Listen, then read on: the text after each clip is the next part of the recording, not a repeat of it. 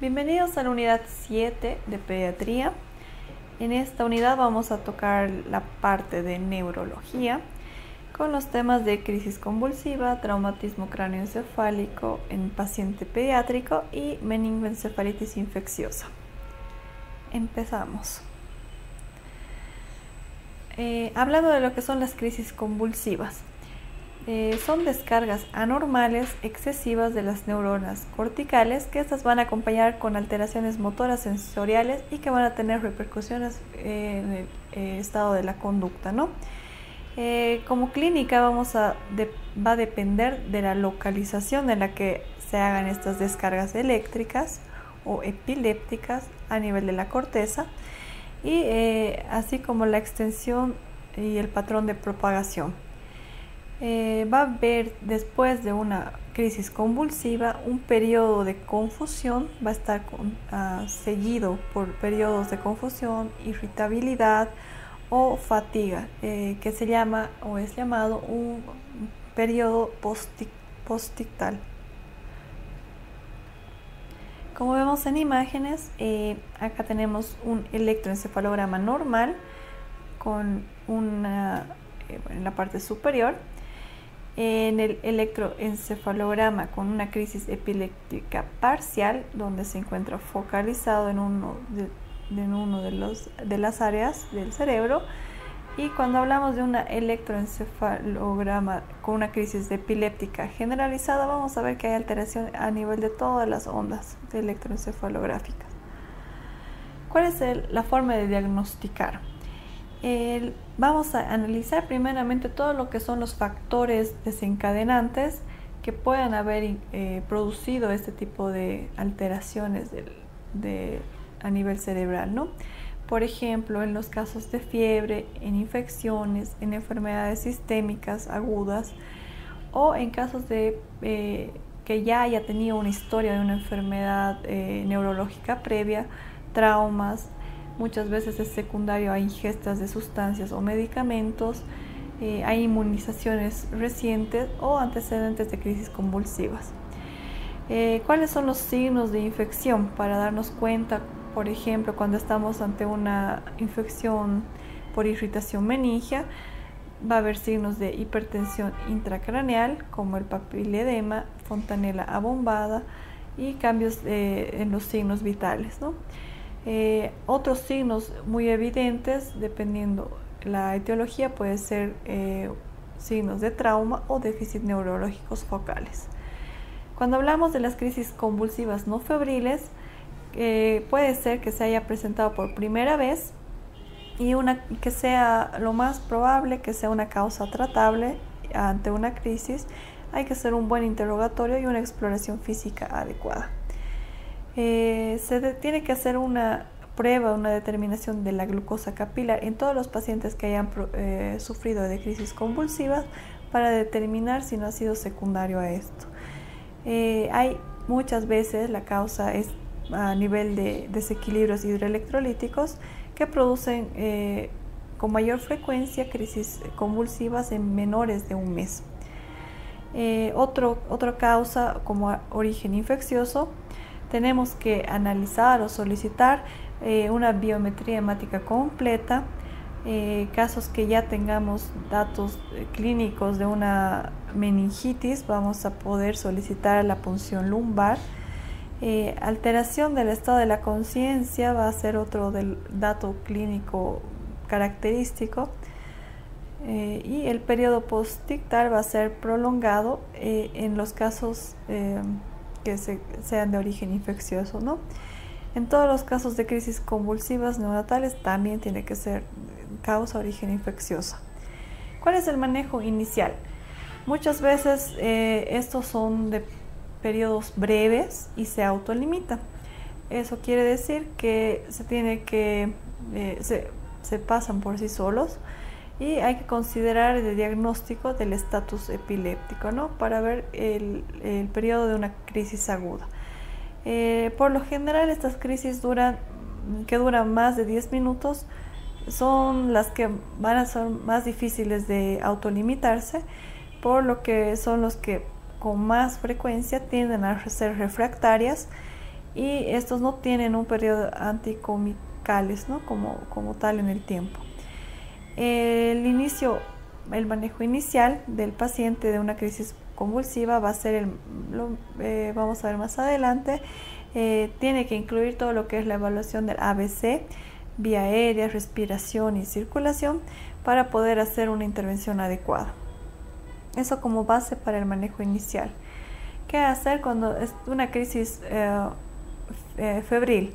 Esto, por ejemplo, va a afectar de 2 a 5% en todos los niños, con más frecuencia entre los 3 meses hasta los 5 años, ¿no? Tiene un pico de incidencia entre los 18 y 22 meses. Son desencadenadas por la elevación de la temperatura corporal, que es una de las principales etiologías. El riesgo de la recurrencia para los menores de 12 meses es a un porcentaje del 50%, y en los que son mayores de 12 meses tiene un riesgo de recurrencia del 30%. Vamos a diferenciar las crisis convulsivas febriles en dos grandes grupos. La primera, que es una crisis convulsiva febril simple. Esta se va a presentar como un cuadro único, de una crisis única. Va a tener una clínica o una convulsión generalizada tipo clónica o tónico-clónica, y la duración por lo general dura menos de 15 minutos, ¿no?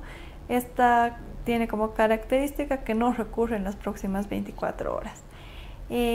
Vamos a hablar de el segundo grupo, que es la de crisis convulsiva febril compleja. Esta ya dura más de 15 minutos, va a presentar varios otros eventos en el transcurso de las próximas 24 horas y muchas veces son crisis parciales.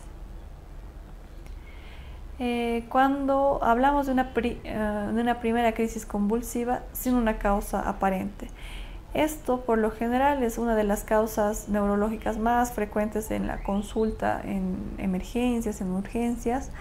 ¿Por qué? Porque presenta una primera crisis que puede ser aislada, única, y que muchas veces no se repite de nuevo. Puede ser el debut de un trastorno epiléptico muy definido en el caso ya de algo más severo, ¿no? Que laboratorios se deben solicitar para hacer un control en general, electrolitos, el ácido perdón.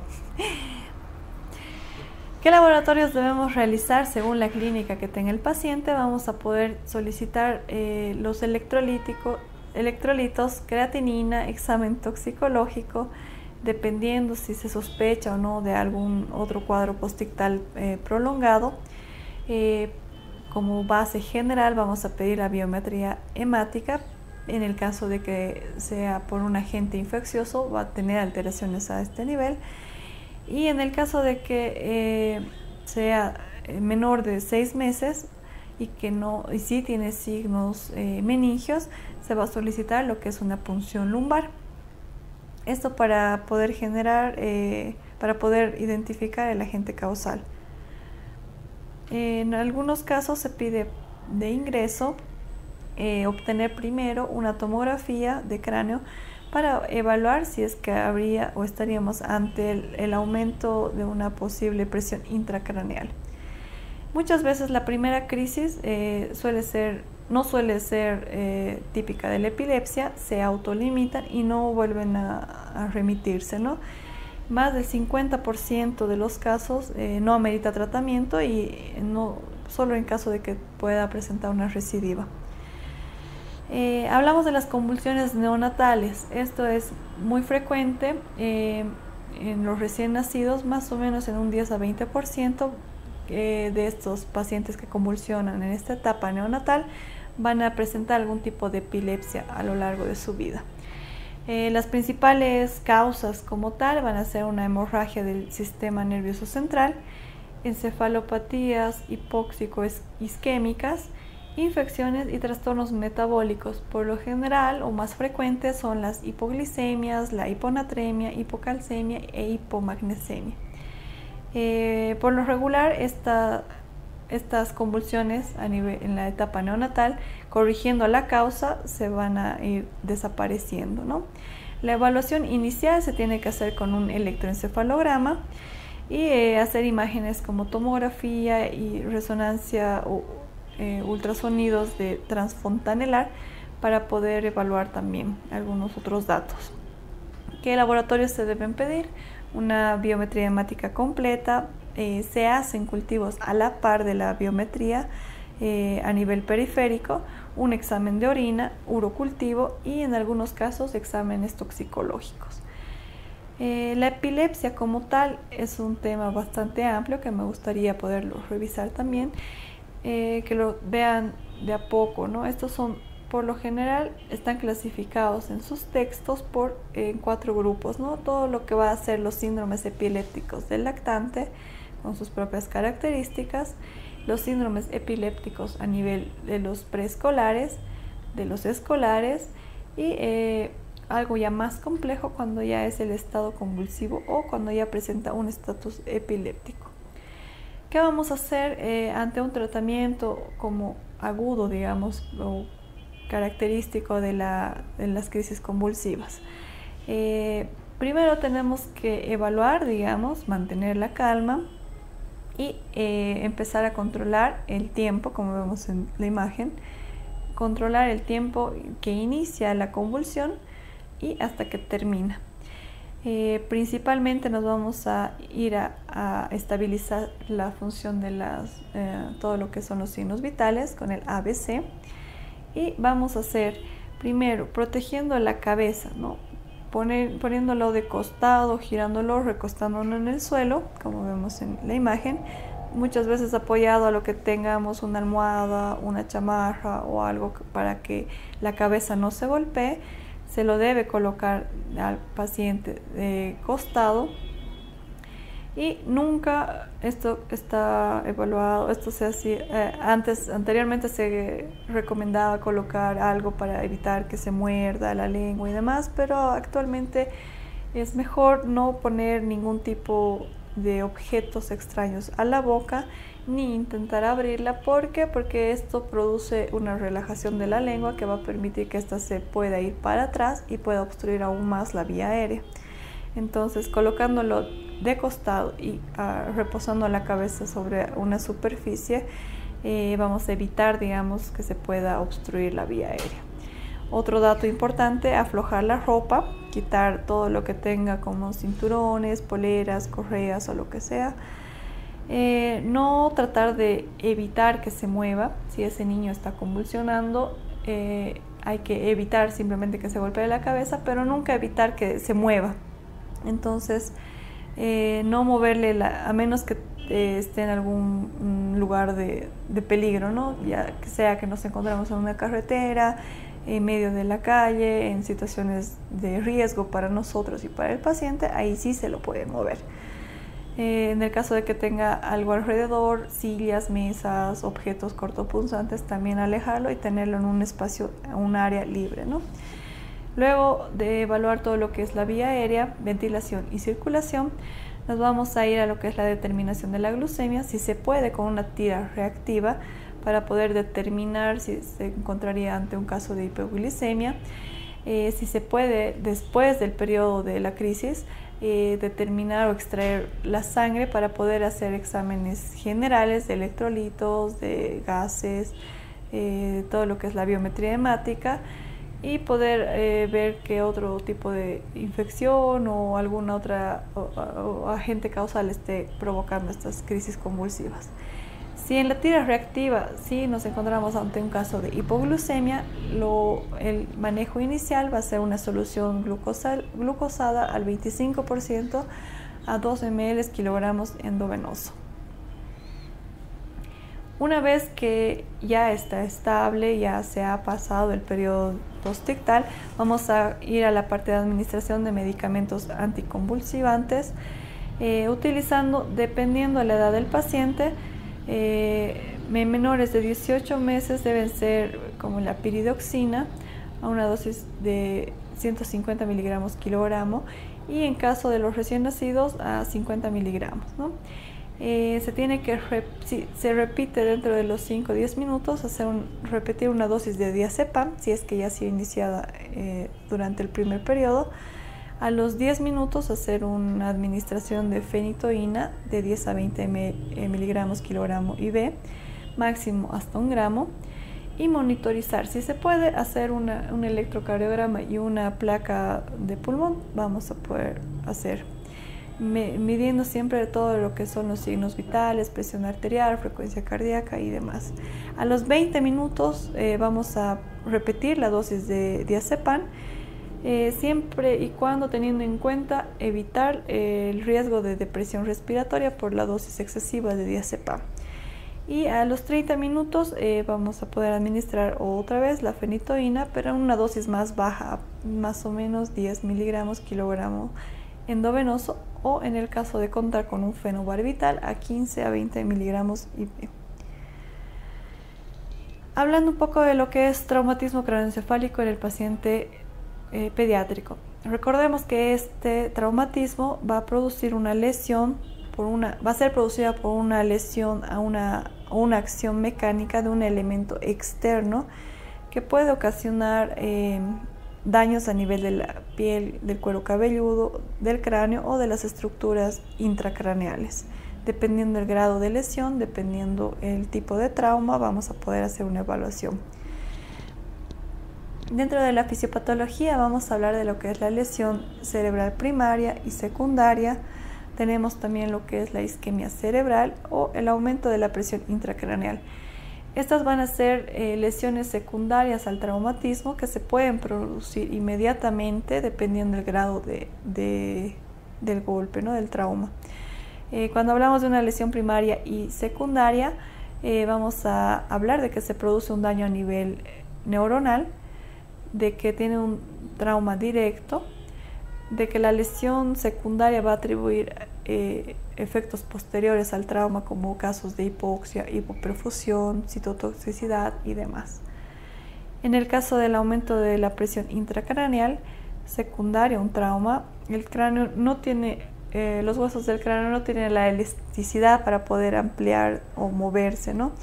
Va a producir pequeños aumentos de volumen a nivel intracraneal, y esto va a ocasionar lo que es el edema cerebral, hematomas que a la larga pueden incrementar con el aumento de la PIC, la presión intracraneal, y esto va a ocasionar que también se produzca isquemia, ¿no?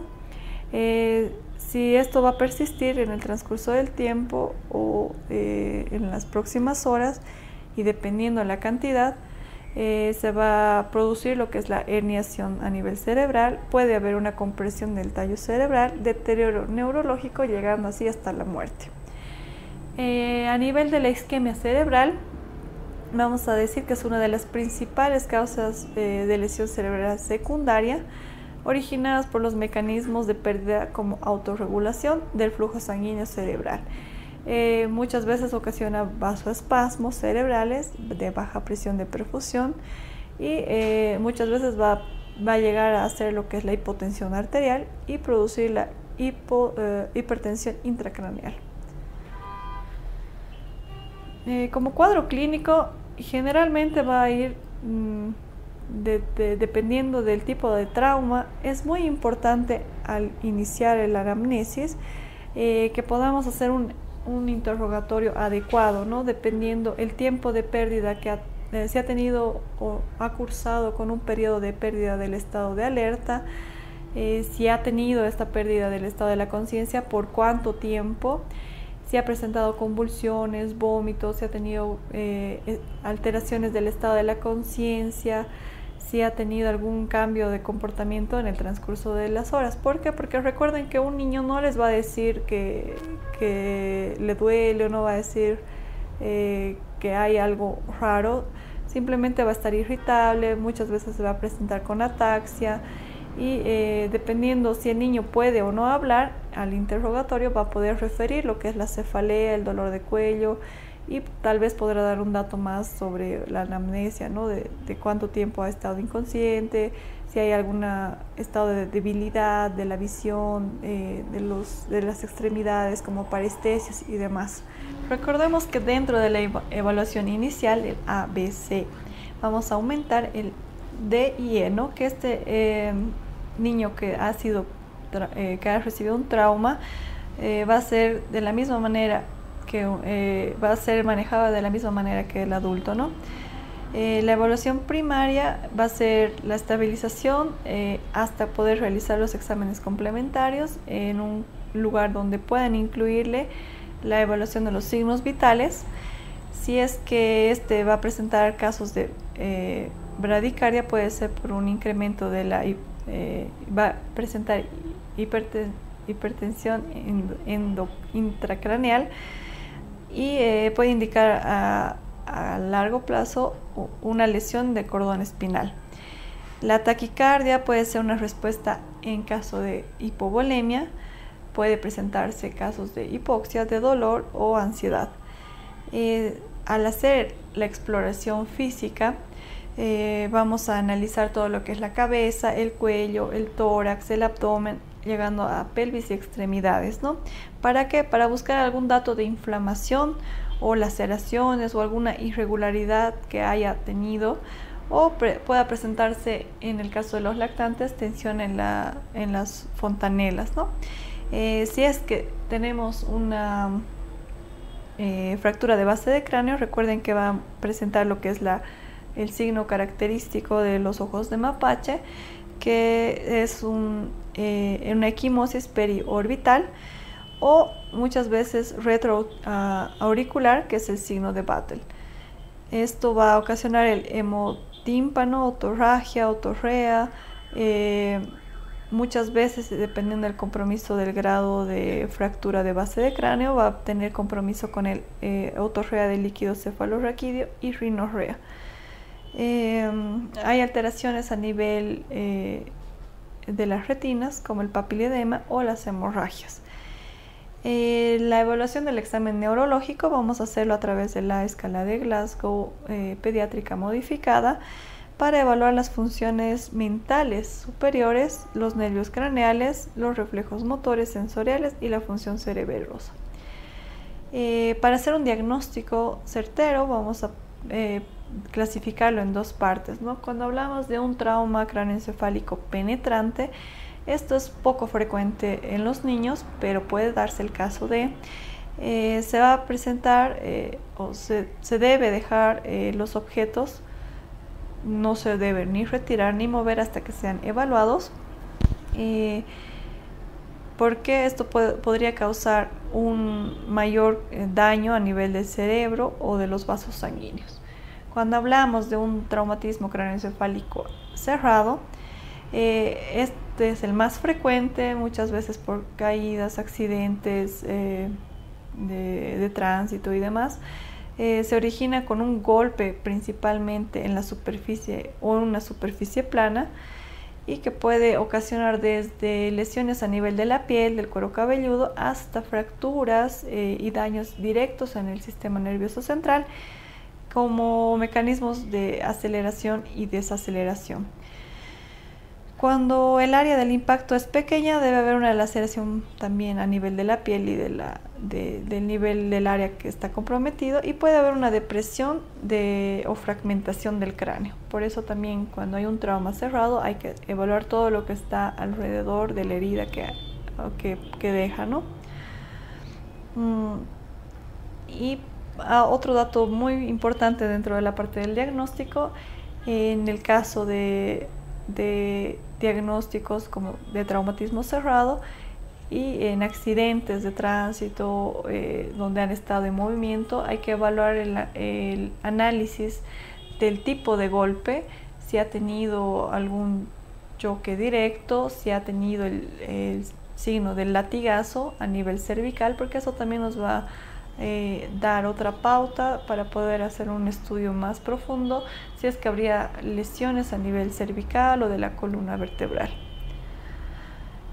Para hablar ya del tratamiento, lo principal que tenemos que hacer ante un traumatismo de cráneo encefálico es prevenir y tratar la hipotensión, que se puede presentar muchas veces secundario al trauma, ¿no? Esto tiene que corregirse de inmediato y es necesario utilizar los cristaloides en cargas para volver a reponer lo que es el volumen intravascular. Para prevenir o tratar la hipoxia, vamos a utilizar lo que, dependiendo del grado de compromiso de las vías aéreas, en el caso de una disminución o una ausencia con una disnea súbita o una alteración de las vías aéreas, vamos a hacer lo que es la intubación orotraqueal temprana, ¿no? Para poder hacer una oxigenación y una ventilación adecuadas. En el caso de una hipertensión intracraneal, vamos a utilizar lo que son las maniobras médicas, principalmente para disminuir la presión intracraneal. En los casos de la hipertensión intracraneal, con la elevación a 30 grados de la cabecera, alinear la cabeza con el cuello en una línea media. Por lo general ya se utiliza sedación, hiperventilación para poder utilizar la captación de oxígeno y las concentraciones mayores, ¿no? A 30-35 miligramos de mercurio. El mannitol, que se utiliza a 0.51 gramos kilogramo, y soluciones hipertónicas, ¿no? Para poder compensar esto. Estos nos van a ayudar a ganar el tiempo para evitar así una herniación, que es lo que tenemos que evitar a toda costa cuando se tiene ese tipo de traumas, y efectivizar una tomografía para poder ser tal vez, si este requiere, un tratamiento quirúrgico. ¿Qué tratamientos tenemos que hacer para disminuir la parte de la función cerebral?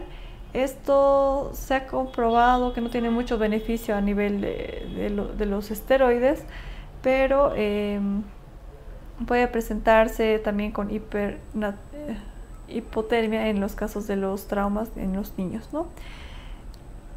Está indicado el uso de la fenitoína como un anticonvulsivante, como una medida profiláctica para poder hacer el uso en pacientes que tengan alto riesgo de convulsión post-traumática, ¿no? En algunos casos se tiene que hacer el manejo neuroquirúrgico, y las heridas externas que tenemos, como heridas en la piel, fracturas y demás, van a ser tratadas a nivel dentro del tratamiento quirúrgico. Dentro de la evaluación inicial tenemos que hacer lo que les mencionaba anteriormente, todo lo que es el A, B, C, D y E, para poder evaluar todos los pacientes con trauma y hacer una evaluación de la escala de Glasgow. Acá les dejo a pantalla completa la escala de coma de Glasgow modificada para lactantes y niños. Esta va a tener la misma valoración en la respuesta ocular, motriz y verbal, pero dependiendo de la edad. Si es en niños mayores de 1 año, vamos a tener la de la primera columna, que es esta, y en el caso de los niños menores de 1 año, vamos a poder analizarlos con esta. Más que todo a nivel de la respuesta verbal, vamos a analizar si balbucea, si llora consolablemente, si llora persistente, si solo se queja y gruñe, o si no tiene ninguna respuesta, evaluando así también los 15 puntos de Glasgow. Y por último vamos a hablar de lo que es la meningoencefalitis infecciosa. Esta está dentro de la parte de neurología, ya que es una infección a nivel del sistema nervioso cerebral, que está causada principalmente por fiebres asociadas a síntomas y signos neurológicos, ¿no?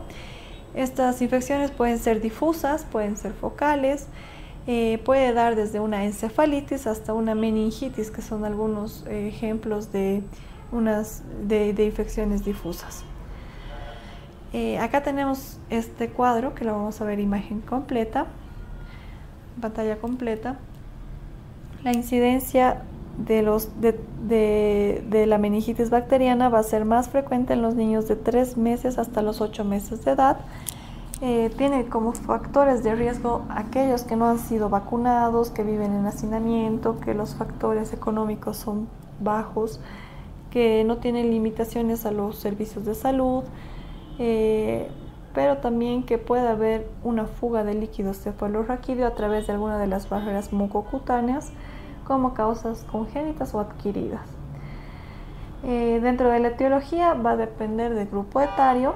La mayoría de las meningitis bacterianas van a ser causadas por Streptococcus agalactiae, Listeria monocytogenes y otros microorganismos gram negativos. Y a partir del mes de edad se puede considerar lo que es el Streptococcus pneumoniae y la Neisseria meningitis como agentes causales de la meningitis bacteriana. Para hablar de la fisiopatología, recordemos un poco que esta va a ser como un resultado de la diseminación hematógena del microorganismo, porque va a haber colonizaciones de las bacterias a nivel de la nasofaringe. Las bacterias van a tener un acceso hasta el sistema nervioso central por contigüidad. ¿Qué quiere decir esto? Que episodios o casos que el paciente haya tenido sinusitis o otitis media puede ser una vía por contigüidad, o en el caso de una vía directa, en el caso de una fractura de cráneo. La inflamación secundaria se va a dar más que todo a nivel del edema cerebral citotóxico, vasogénico y a nivel intersticial como una hipertensión intracraneana o alteración del drenaje del líquido cefalorraquídeo. Hablando de las meningoencefalitis virales, vamos a decir que esta es una de las principales o una de las más comunes afecciones del sistema nervioso central, ya que esto va a ser como un agente causal dependiendo del grupo etario, ¿no? En los menores de 1 año se indica que tiene mayor incidencia. Para la etiología vamos a mencionar que los enterovirus y los virus herpes simples tipo 1, 2 y 6, Epstein-Barr, varicela zoster, citomegalovirus y parotiditis, sarampión, influencia, adenovirus, rabia y el arduvirus. Estos van a ser principalmente los de mayor etiología a nivel de las meningoencefalitis virales. Como fisiopatología también vamos a tener lo que son las causas primarias y posteriores a una infección, que estas se van a dar principalmente porque como una inflamación, una encefalitis primaria que va a llegar directamente al sistema nervioso central a través de un torrente sanguíneo que ya está infectado por las células endoteliales y que van a llegar hasta el cerebro. Muchas veces se puede presentar con un trastorno retrógrado por las neuronas, si estas han tenido alguna infección por herpes virus o por poliovirus, ¿no? Que también van a poder alterar a nivel cerebral. Estas pueden ocasionar la muerte y muchas veces están asociadas a lo que es el edema cerebral y el aumento de la presión intracraneal, van a ocasionar mayor daño a nivel celular. Para el cuadro clínico tenemos que otra vez analizar todo lo que son los riesgos, ya sea antecedentes de vacunación, si ha habido antecedentes de infecciones respiratorias o gastrointestinales, y dependiendo de la edad del paciente vamos a poder obtener datos más subjetivos. Por ejemplo, la cefalea, la rigidez en la nuca y la irritación meningia son datos más que todo característicos en los niños mayores de 18 meses. La fiebre, el vómito y la hipotermia, más el cambio mental como irritabilidad, letargo, somnolencia, coma y demás, acompañados de ataxias, convulsiones, déficit neurológico, ya van a tener un compromiso motor y sensitivo. En los neonatos como tal no tienen signos específicos, pero ya nos da una idea también de acuerdo a lo que vamos a ir estudiando, ¿no? La evaluación de los signos, principalmente hay que hacer un análisis de todo el examen físico, evaluar todo lo que es la oximetría de pulso. Nos vamos a enfocar un poco más en la vía respiratoria, viendo la función, la frecuencia respiratoria, si es que habría algún dato de insuficiencia respiratoria aguda. A nivel hemodinámico y neurológico vamos a poder analizar también. Dentro de la exploración física hay que determinar si es que no ha habido alguna infección como un exantema previo, petequias o púrpuras que son causadas por lo general por virus o bacterias. Si es que en las mucosas no habría lesiones vesiculares a nivel oral, ya estaríamos hablando de un herpes tipo 1. Y en el caso del sistema nervioso, evaluar el estado principal de los movimientos anormales de la posición, si habría convulsiones, papiledema, a evaluar principalmente el Glasgow, la respuesta pupilar y si ya tiene datos de focalización, también estaríamos ante un agente etiológico como es el herpes virus tipo 1. Cuando hablamos de la meningoencefalitis infecciosa, decíamos que este es otro de los principales causas de fiebres asociados a síntomas neurológicos, que puede ser difusos o focales y puede ser uno de los principales causantes de meningitis y encefalitis, ¿no? Por lo general, los pacientes que ya tienen inflamación del parénquima cerebral a nivel de las meninges, se los considera o se los llama meningoencefalitis como tal. Para poder hacer el diagnóstico, tenemos que hacer una punción lumbar a todo paciente que nos haga sospechar de una meningoencefalitis. ¿Cuáles son las contraindicaciones inmediatas para no realizar esto? Si se sospecha de que esta tiene hipertensión intracraneal, si hay signos o síntomas ya a través de una tomografía y demás de una herniación cerebral o parálisis del tercer y cuarto nervio craneal, para poder corroborar, digamos, de que habría un deterioro del estado, ¿no? Otra contraindicación va a ser el estado de shock en pacientes que no se pueden colocar en la posición adecuada para una punción lumbar o que ya tengan algún compromiso cardiovascular. A nivel del lugar de la punción, que tuvieran alguna infección cutánea o alguna infección mayor, que no se pueda realizar la punción lumbar. Y en el caso que por laboratorios estemos ante una trombocitopenia menor a 20.000 plaquetas. Esta puede llegar a ser una contraindicación relativa dependiendo también del estado y el compromiso general del paciente. El tratamiento. Dentro del tratamiento vamos a mencionar principalmente que no se debe retrasar. Es importante considerar la edad que tiene el paciente para determinar qué tipo de agentes etiológicos estaríamos hablando, qué otros antecedentes previos tiene ante esta patología y los resultados que tiene todos los exámenes, ¿no? Las complicaciones tempranas que se presentan en la meningoencefalitis son un edema cerebral, la hipertensión intracraneal, hidrocefalis, isquemia cerebral, trombosis, vasculitis, crisis convulsiva y alteraciones focales. Estas van a poder determinarse de acuerdo a la clínica, pero también vamos a destacar que hay que pueden cursar con algún caso de hiponatremia o que tienen baja osmolaridad sérica, y en pacientes más graves ya podemos considerar aquellos que presentan shock, aquellos que ya tienen alteración del estado de la coagulación y que presentan anemia. Como complicaciones un poco menos frecuentes vamos a poder evidenciar lo que es la ventriculitis, higromas, empiemas o abscesos cerebrales. El pronóstico para los pacientes que han tenido encefalitis viral puede tener un curso benigno y un buen pronóstico, pero en una encefalitis herpética por lo general causan la muerte, y en el caso de aquellos que sobrevivan tienden a tener un 70% de daños o secuelas neurológicas.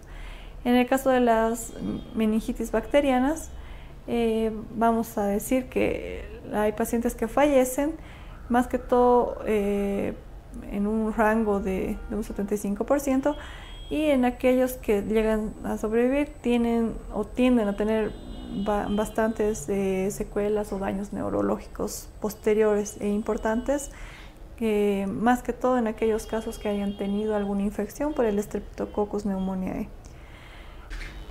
En aquellos pacientes que han llegado a cursar con la meningitis bacteriana y tienen secuelas como la sordera, es uno de de las secuelas más frecuentes, ¿no? Con un 30% más o menos. Esta sordera puede ser unilateral o bilateral, dependiendo del grado de afectación. Hay muchos casos en los que como secuela se tiene en cuenta alteración o disminución del coeficiente intelectual, y con menos frecuencia trastornos del aprendizaje, hidrocefalia y espasticidad permanente.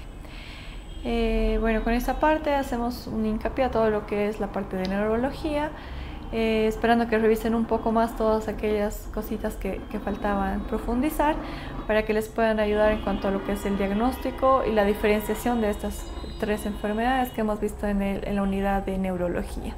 Gracias y los vemos en el próximo módulo.